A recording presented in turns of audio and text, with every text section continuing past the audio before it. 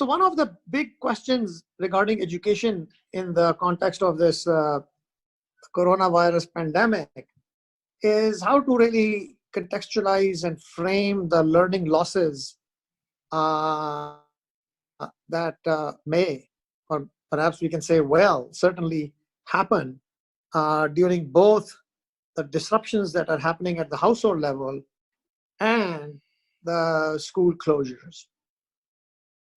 To contextualize this, I'd like to recall some results from one of the studies that my co-author Jishnu Das and I did following the 2005 earthquake.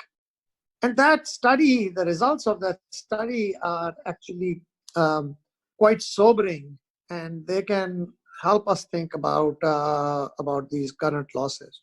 So what we did is, after the 2005 earthquake, we went 4 years later in about 120 or so randomly selected villages along the fault line, which was the earthquake affected area in the northern areas of Pakistan and Kashmir. And this is 4 years later. And what we did is we tested pretty much everybody from ages 7 to 12 in these households. And what we found is that even though all the schools had been rebuilt, actually probably better than they were before, household incomes and consumption had come back to where it was, the learning losses existed in places that were much more, that were harder hit from the earthquake, that were closer to the activated fault line as compared to the places that were less hit. So steep losses, and that losses existed after 4 years. So they looked like relatively permanent losses that had existed. And the losses were large, close to about a year's worth of learning. So the people who were more hit by the earthquake were almost like a year behind the people who were less so. So that was the first one. The second was that within people who were hit, families with higher socioeconomic status, such as those with educated mothers, were able to mitigate most of those losses. Okay? So inequality within the affected population also exists. Now this has a couple of implications for the current corona situation.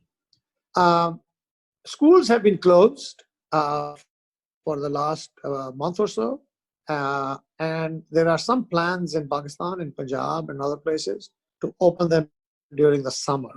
Now, we all know that the summer in Pakistan plains is brutally hot, with temperatures, daytime temperatures easily approaching and many times exceeding 45 degrees centigrade.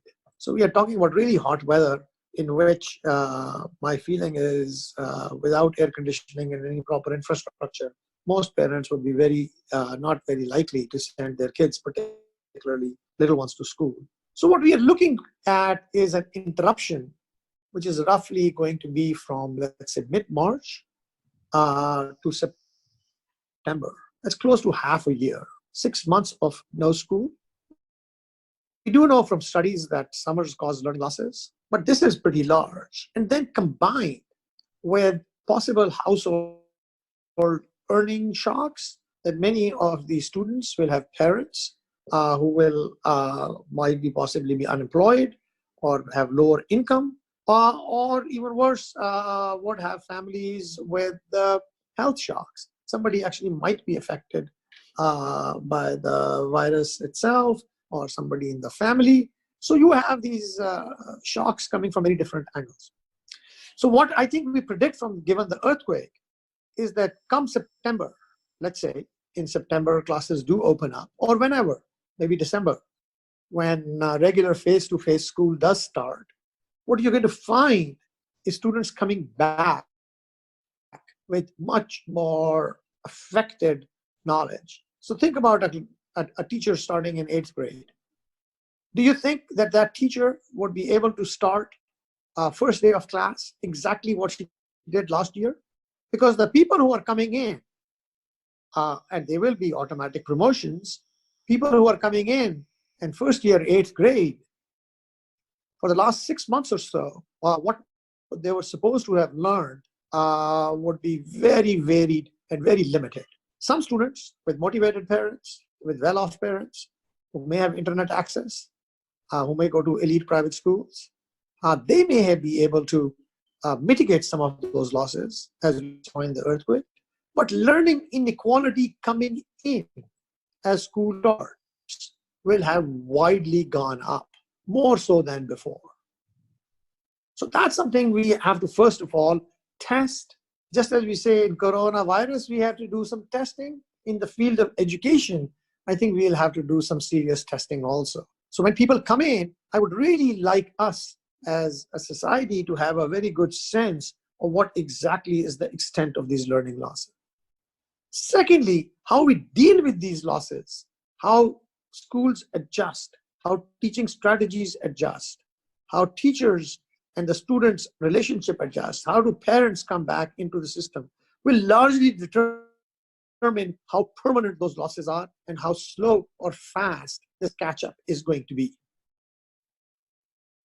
My sense is that unless and until the teachers really come in and change their strategy, because if they start thinking of it as business as usual, so to follow up on my example, the 8th grade teacher thinks that she now has an 8th grade curriculum and a textbook, and that she has to make sure that that textbook is covered during the whole year.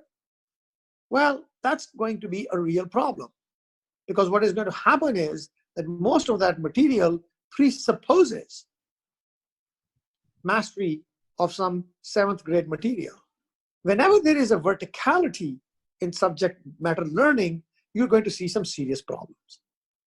Because if the teacher doesn't adjust, the students who came in with very low learning levels because of the pandemic, who were affected by the shock most, are going to be left behind even further. And remember, these shocks then become permanent.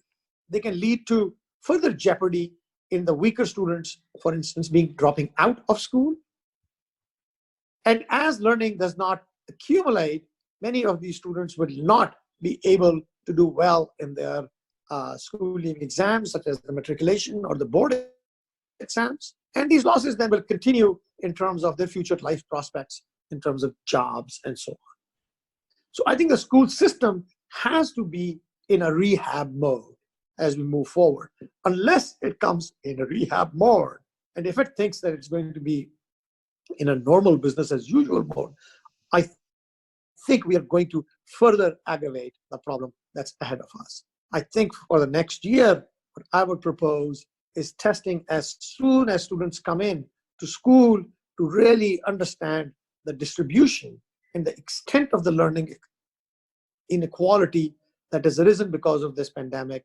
And then moving forward in the year, again, keep on testing to see where the people who are the worst off, the students who are at the bottom end of the distribution, how they are coping up, and start working with some both pedagogical and also other types of learning interventions that can help us think through this.